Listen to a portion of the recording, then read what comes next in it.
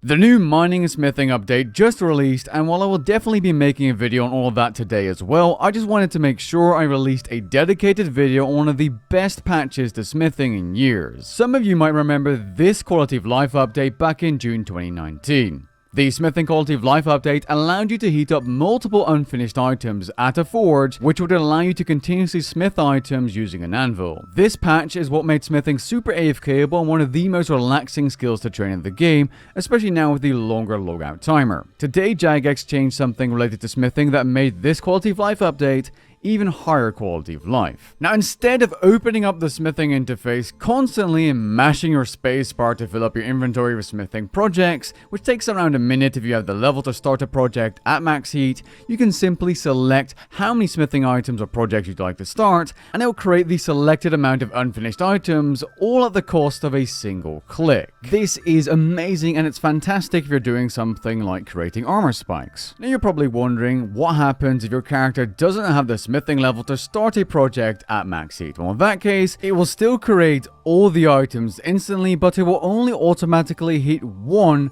of your unfinished projects, which is a shame. I'd love to see this change to where it automatically hits all of them consecutively, because as it is, the update is a huge quality of life update to players that have the level requirement to start projects at max heat. And perhaps that was their intention, and that's why they're not going to change it. This is the best quality of life update to come to smithing in literal years. Whichever JMod decided to add this as part of the mining and smithing update, I salute you. It's also worth noting, and this is quite an important patch I'm just going to throw in this video, that all variants of armor spikes are now tradable on the Grand Exchange with a buy limit of 10,000. The only catch is that armor spikes now have a smithing level requirement in order to be used. Abyssal armor spikes requiring level 99 smithing. You're definitely going to want to be using these if you're using melee, as the proc chance has gone from 25% to a guaranteed 100%. Absolutely nutty update. Subscribe.